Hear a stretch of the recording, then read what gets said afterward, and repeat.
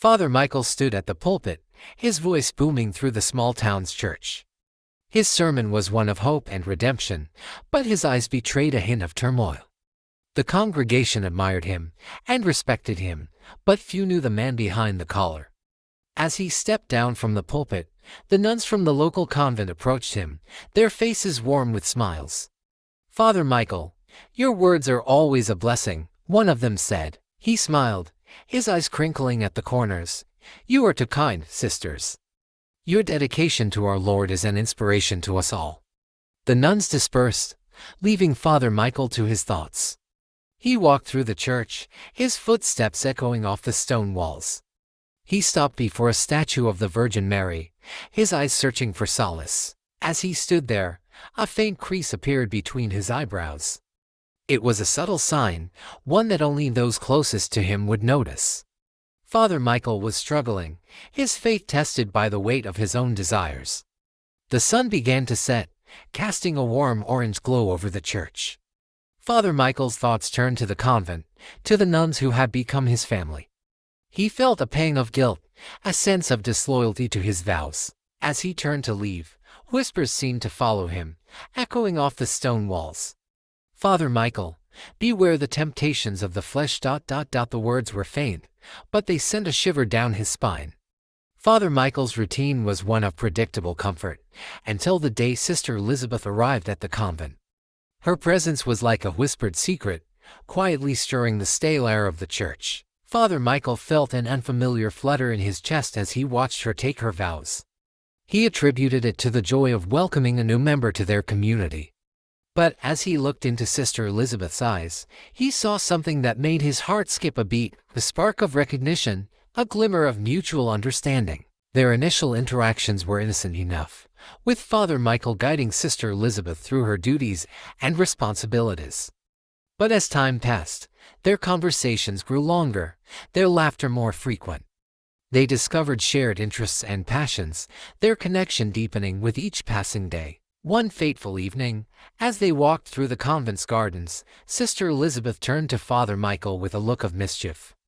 "I've written something for you, Father," she said, her voice barely above a whisper.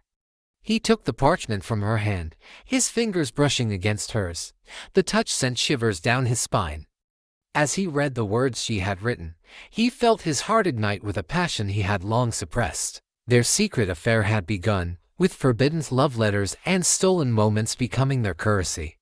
They would meet in hidden corners of the convent, their whispers and laughter echoing off the stone walls. As their passion grew, so did the danger of discovery. They knew that if their affair was exposed, it would mean ruin for both of them.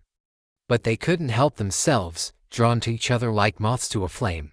Their love was a wildfire, burning bright and hot, but threatening to consume them at any moment. Father Michael and Sister Elizabeth's affair grew more passionate and all-consuming as the days passed. They began to take risks, stealing moments whenever they could.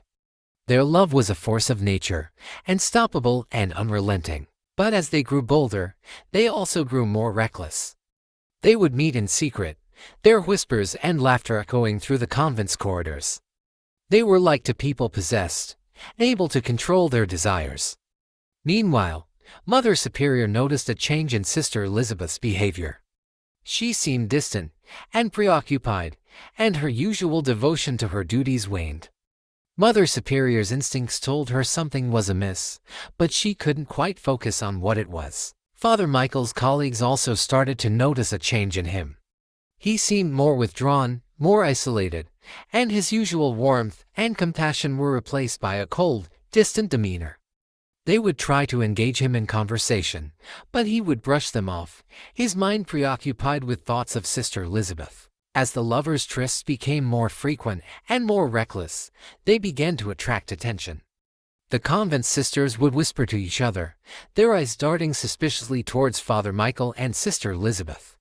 The air was thick with tension, and it seemed only a matter of time before their secret was exposed. One fateful night, as they met in secret, they were almost caught by one of the convent sisters.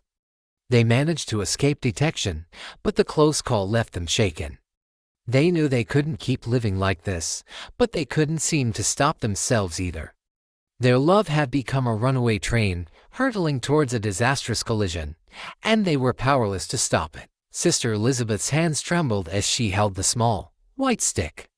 The plus sign seemed to leap off the surface, taunting her with its implications. She was pregnant. Father Michael's eyes widened in horror as she showed him the test. They sat in stunned silence, the weight of their situation crushing them. They knew they couldn't keep the child, not without exposing their secret. But they couldn't bring themselves to consider the alternative either. As they grappled with the impossible decision, Mother Superior's suspicions finally boiled over. She confronted Father Michael in his office, her eyes blazing with accusation. "Father Michael, I know what's been going on," she spat. "I know about you and Sister Elizabeth." Father Michael's face went white. He stuttered, trying to deny the allegations, but Mother Superior cut him off. "Don't lie to me, Father," she hissed. "I've seen the way you look at her. I've seen the way she looks at you." Father Michael's world was unraveling. He knew he was trapped, caught in a web of his own deceit. In a desperate bid to protect his reputation, he lashed out. In a fit of rage, he stormed to Sister Elizabeth's quarters, his heart pounding in his chest. He found her sitting on the bed, her eyes red from crying. Without a word, he grabbed her, his hands closing around her throat. Sister Elizabeth's eyes widened in terror as she realized what was happening.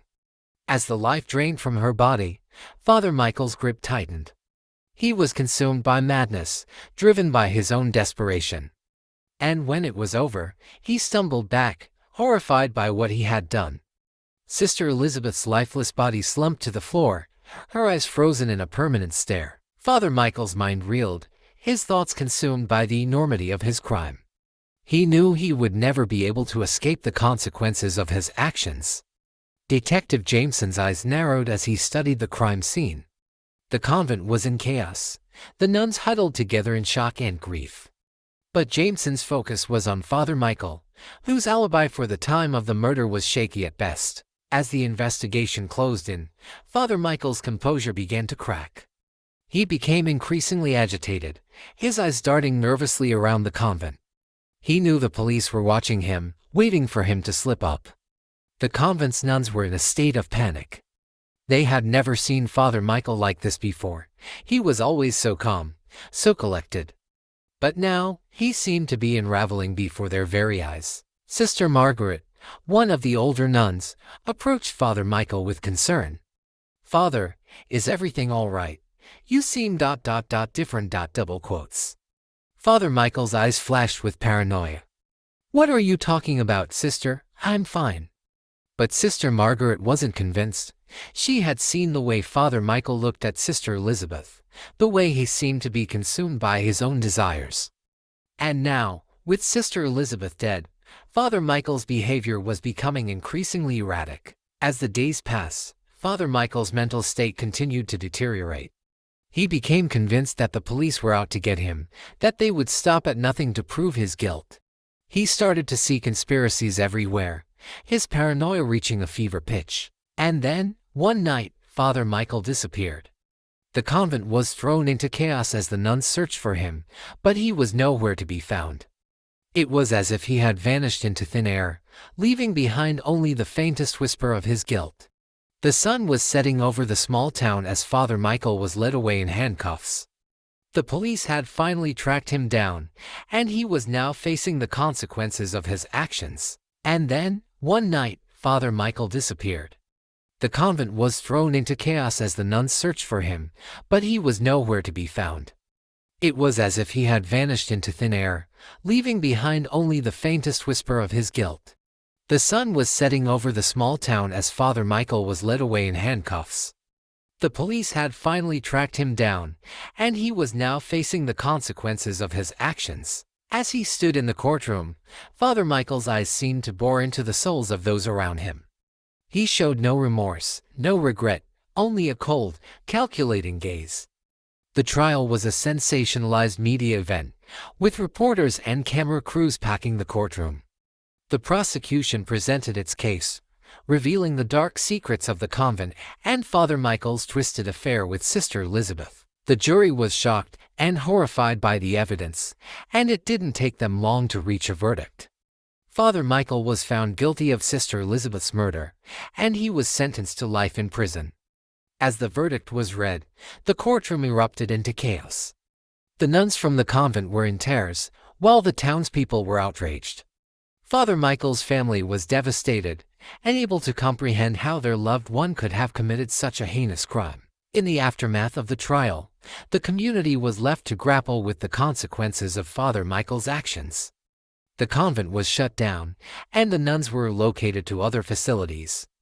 The townspeople were left to wonder how they had missed the signs, how they had allowed a monster to live among them. As for Father Michael, he was left to rot in prison, a shell of the man he once was. His reputation was in tatters, his name synonymous with evil. He would spend the rest of his days behind bars, a reminder of the devastating consequences of his actions. The tragic tale of Father Michael and Sister Elizabeth serves as a cautionary reminder of the devastating consequences of unchecked desires and the corrupting influence of power. Their story teaches us that even the most revered and respected individuals can fall prey to their own weaknesses, and that the pursuit of forbidden love can lead to catastrophic consequences. It also highlights the importance of accountability and the need for checks and balances in positions of power. The failure of the convent's leadership to address Father Michael's behavior and the lack of oversight allowed his corruption to flourish.